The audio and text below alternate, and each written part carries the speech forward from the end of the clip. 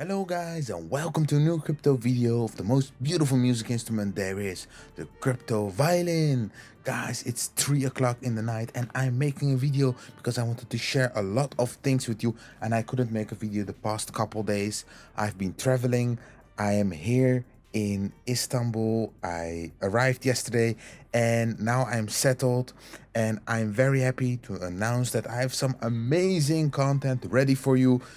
Before we dive into juicy bullish content, I want to kindly remind you to subscribe to my beautiful crypto violin channel. We are almost at 16k subscribers. Let's go, guys, to the 100k. That's my goal.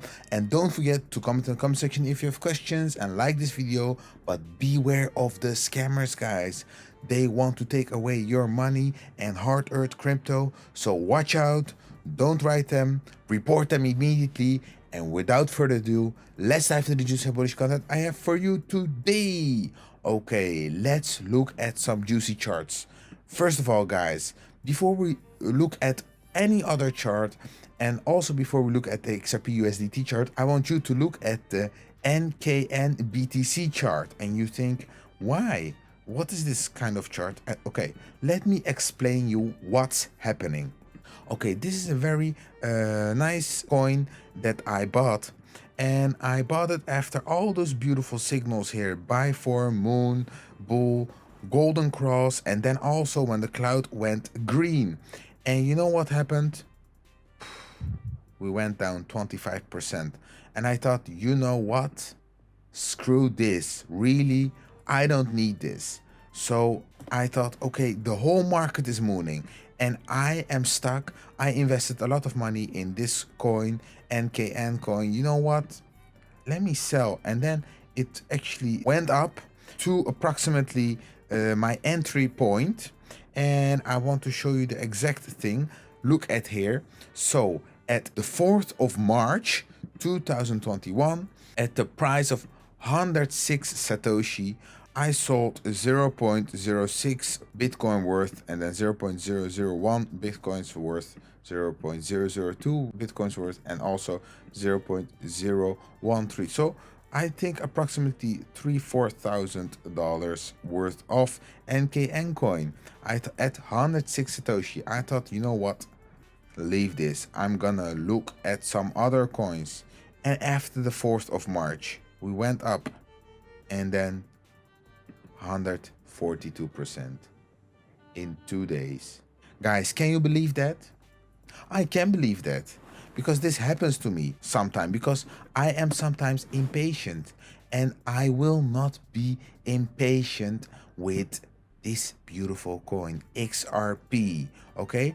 Because I know what will happen, because the market is waiting for me to sell and then it will moon.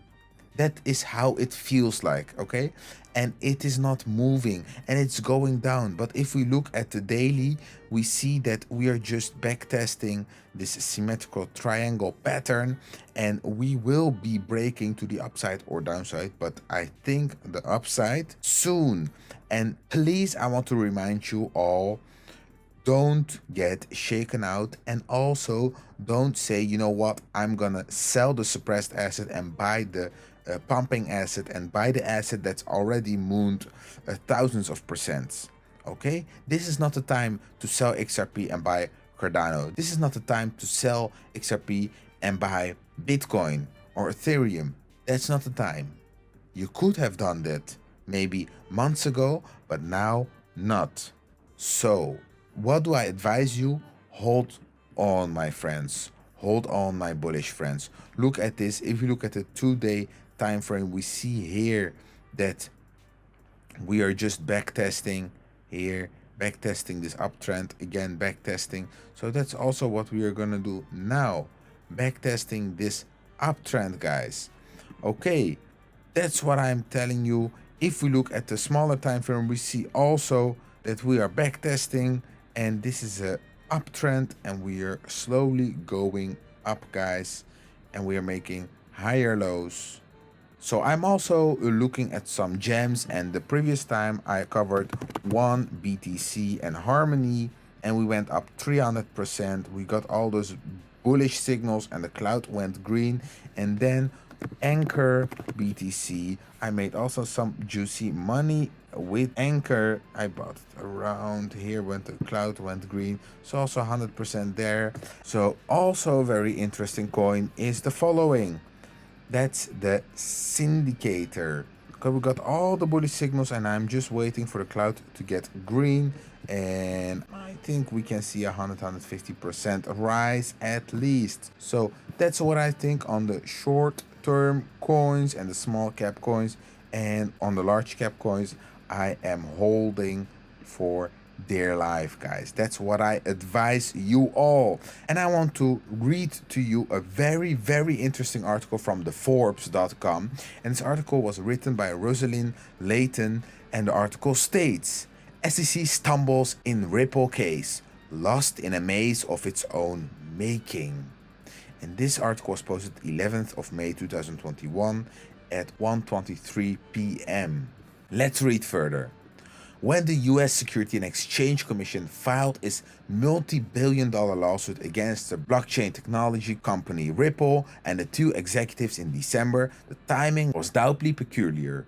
The complaint alleged that Ripple's sale of the cryptocurrency XRP from 2013 to the present were illegal, unregistered security offerings rather than the distribution of a digital token to build a payments network.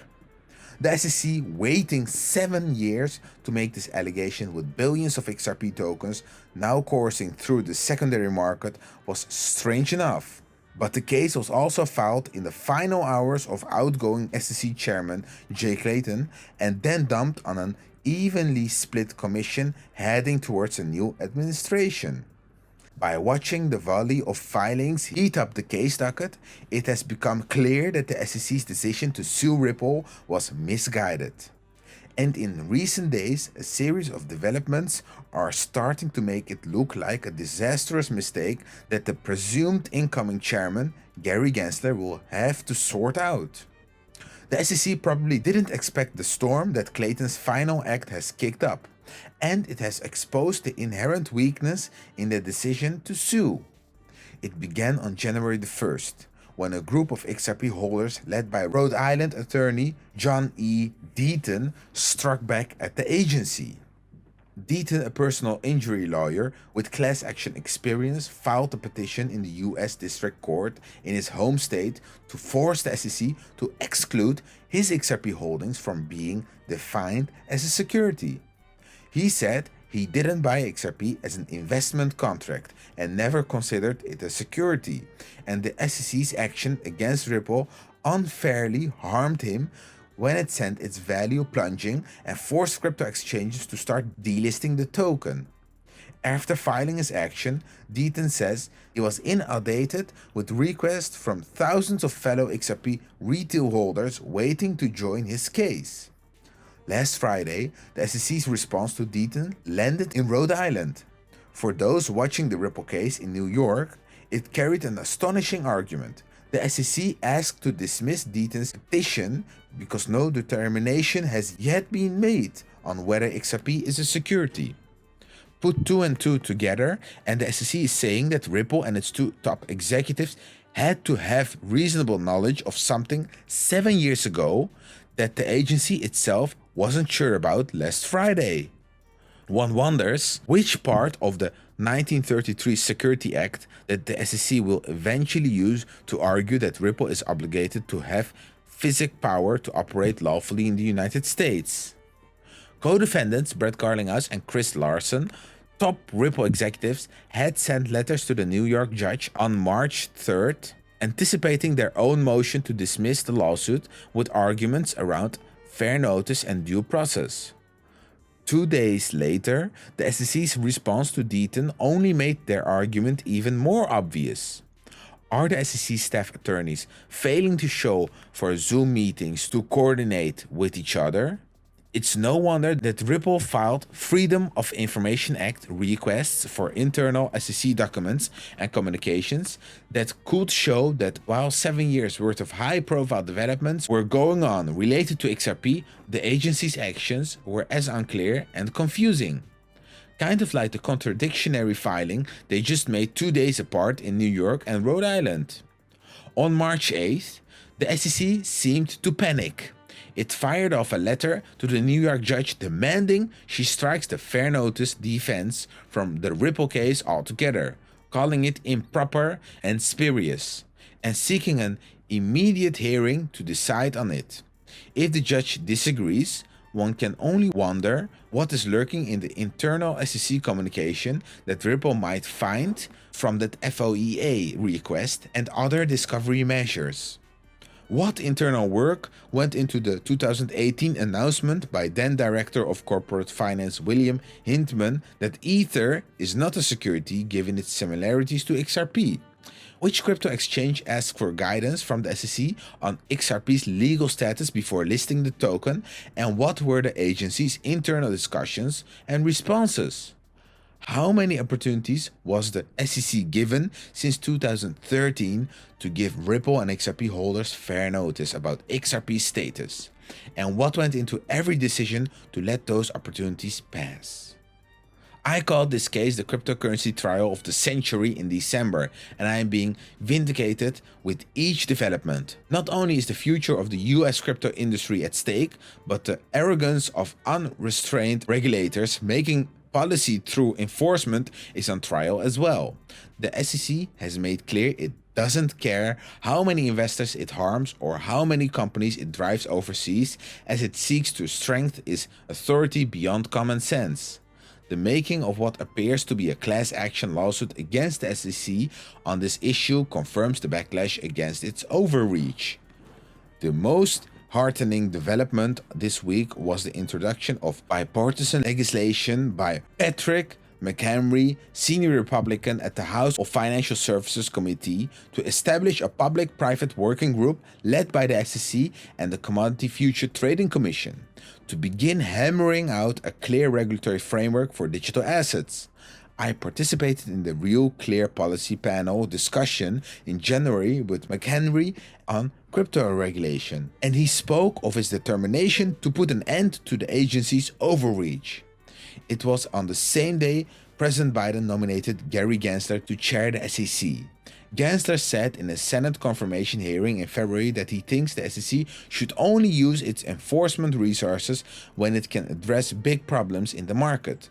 So it would stand to reason that the new SEC chairman will address the biggest problems for crypto markets by investing SEC resources in McHenry's working group rather than in Jay Clayton's misguided lawsuit that might blow up in the agency's face.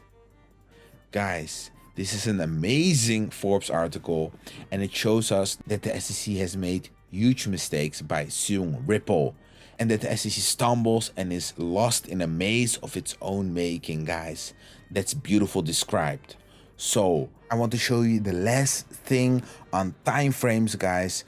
British Miss tweeted the following: Ripple is going to ask the judge to rule a summary judgment on whether or not XRP is being traded as a security now, which I don't think is happening, which it clearly isn't, yes.